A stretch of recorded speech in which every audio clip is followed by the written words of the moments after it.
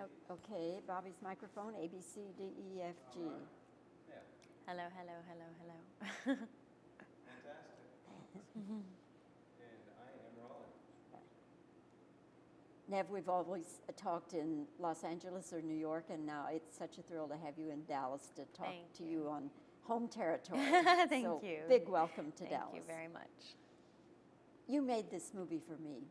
You really did. Really? Yes. Well, I'm glad. I'm such a ballet fan. Are you? Have been Oh. since, never really studied ballet, Right. but just loved it and admired it. And Oh, good. I've always said, dancers are the hardest working, most underappreciated, most Yeah. underpaid people in all of the arts. Yep, it's the truth. And so anyway, to be able to get a glimpse at the world of ballet on stage and off was thrilling. I Good, I'm loved it. glad. I'm glad. You were one of the producers. Yes, yeah. I was a producer. It was my idea. I created the idea. I hired Barbara Turner, and then we co-wrote the story, and she wrote the script, and and performed in it as well. So I know you studied dance. yes. But did you dance professionally? I did. I started dancing when I was 6, and I started at the National Ballet School of Canada when I was 9, and I went there until I was 14. And then got Phantom of the Opera when I was 15, and I danced professionally in that for 2 years, and then danced with some other smaller choreographers, smaller companies in Toronto. And then got Party of 5 and sort of moved into the acting thing. So you had been away from dance how long? For 10 years. Oh. Yeah. I missed it so much, though. It was so nice to get back to it, Dance really, ballet was definitely my passion and my first love of the arts, and obviously the first form of the arts that I learned, and I missed it a great deal, and it was, although very challenging to get back into it, it was a blessing. It was, I'm at my happiest when I'm in the dance studio, so it was good. As an actress, you were in shape, and I'm sure you did work out and so forth, but a dancer's workout is a whole different thing. Yeah, I trained 8.5 hours a day for 6 months to do the film with the Joffrey Ballet, yeah. And dancers normally, they start, when we were in rehearsals and we were dancing, we were starting at 8 a.m., warming up in the studio on the floor, and then you're dancing at least till 6, in the afternoon, and it's cardio all day. So yeah, it's a whole different animal. And the pain must have been. The pain is pretty brutal, It's a very, very challenging form of dance. It's the most difficult on the body, I think, because it's so unnatural to the body. You really, because you're turned out, you're already torquing your body, even in first position. And it's very, very stressful on the muscles and the bones and the joints. And I've endured a lot of injuries. I've had many, many injuries. I broke my rib 3 days before I got to Chicago to rehearse with the company, so I did the whole movie with a broken rib as well. But it's a part of it, You endure that in order to do what you love, to dance. So. I think another thing people don't understand is, or don't think about it perhaps, is the wreck that it makes of your feet. Yeah, absolutely. I have arthritis in my neck and my hips and my feet from dancing, and I've had that already since I was 23. I had a surgery on my right foot. I still have to have surgery on my left foot. It's very difficult. You're not supposed to stand on your toes, so yeah, it's hard. It's hard. And you wonder, some of these people who dance on into their 40s and 50s, how they do it. Very few make it that long. On average, I'd say most women finish at around 35, and there are some, like Deborah Dawn, who's in the Joffrey Ballet, who's in our film. She's 39, but she's towards the end of her career, definitely. It really depends on your genetics. It depends on how much your body can take, really. Have you ever How you take care of it as well. I'm sorry. That's okay. Have you ever seen Plitzitskaya, who does the Black Swan, the Russian? I don't know her age, but she's phenomenal. Yeah. She had to be over 50 when I saw her. That's incredibly unusual. And very few people can go that long. It's just too hard on the body. So she had good genes,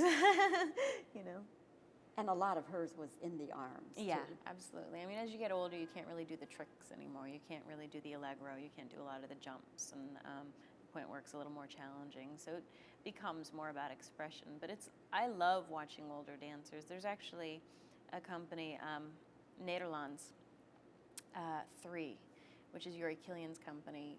That's the elderly, it's the older group of dancers from Nederlands Company in Holland, who've danced forever, and they have to be at least 45.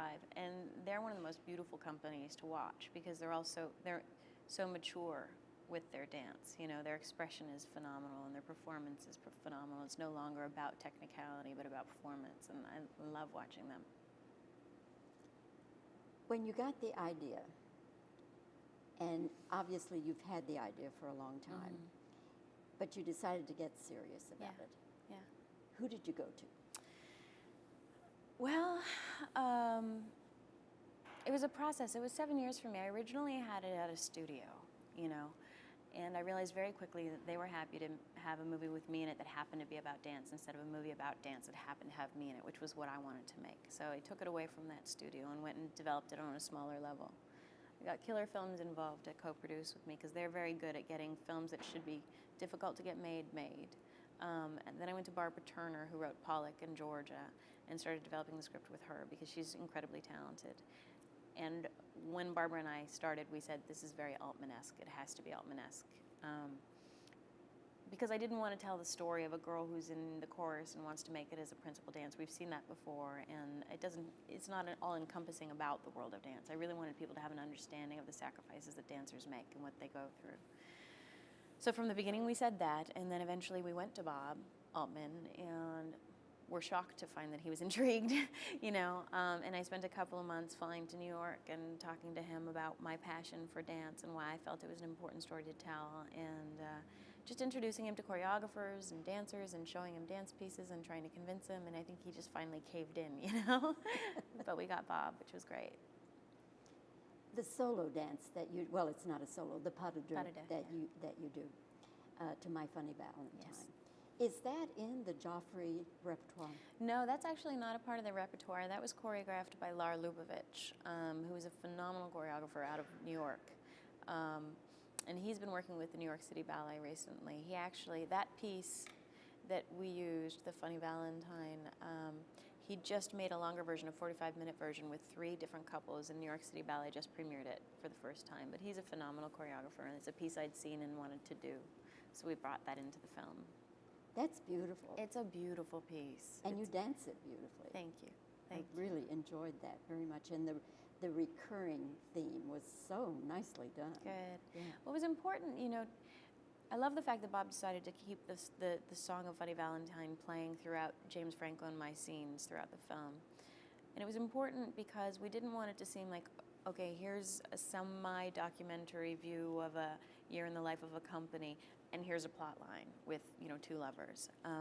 It had to seem itself like a dance.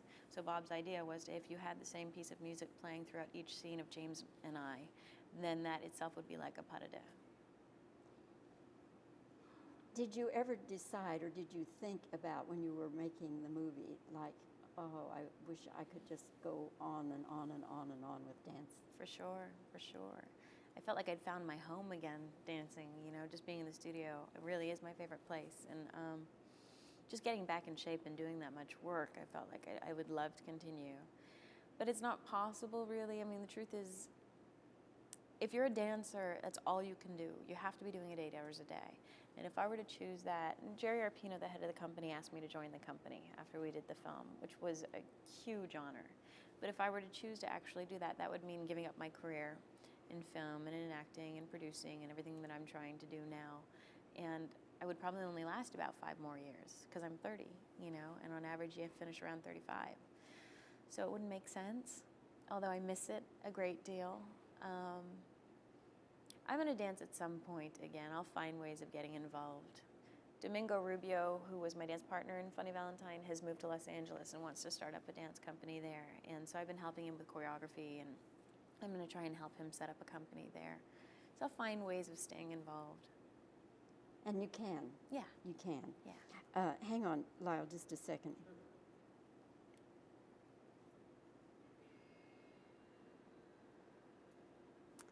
Okay. If you had to explain to somebody what distinguishes the Joffrey Ballet, what would you say?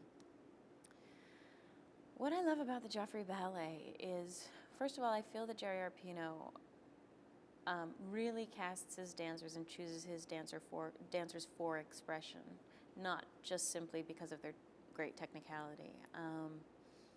They are very good technically, but their performance appeal is phenomenal. They're all actors themselves. You know, they're all great performers, and he looks for that spark in each dancer.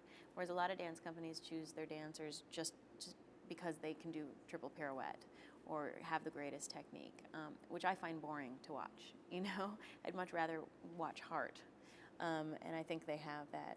I also love the fact that they don't just do classical ballet; they do contemporary and modern pieces, and they have sort of a very eclectic repertoire. And I like to see that as well. Well, Neve, I know you're on a tight schedule today, but thanks for coming to Dallas. Thank And you. Thank you for getting the company made. Thank you very much. That's one when it comes on DVD that's going to end up in my library. Oh, good. To be I'm glad. enjoyed time and time again. Excellent. I'm glad. Thank you so much. Okay. Now stay. He has to move the camera around. Okay, I have yeah. to get some shots. Of course. No, it really is. And the snake. The blue snake. Oh, the blue snake thing is wonderful. Isn't that wild? And the opening, Mhm. I love Isn't that a the nice way you have piece? opened the film. Tinsel involvement is a great Yes, piece. yes, It was really yes. important to have the company because Yeah. it's called the company, so we really wanted to open with all the dancers, that's and a- visually it's very exciting. That's a spectacular opening. I saw Blue Snake when I was 9, Really. and I was so inspired by it. Is this it for you today? Okay, pardon. Is this it for you today? You're done? Yeah. Okay. Did you dance professionally? I did dance professionally. I danced from the time that I was 6 years old until I was 19. That's fine. All right.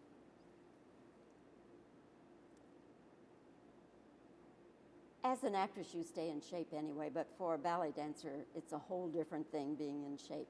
What did you do to get ready for this? I trained 8.5 hours a day to do the film. Yeah, it was a lot of work for about 6 months. I think people probably don't think about it, but dancers take a beating on their feet. Yeah, it's hard on the feet, definitely. It's very painful. It's not natural to stand on your toes.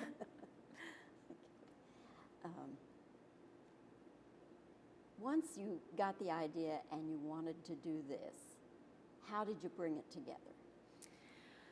Basically, just put all the pieces together. Found a producer and a writer and a director, and continued. Your pas de deux is such a big moment in this movie. Your pas de deux to My Funny Valentine, is that part of the Joffrey repertoire? Actually, it's not. It's not a part of the company's repertoire normally, but it's a piece I loved.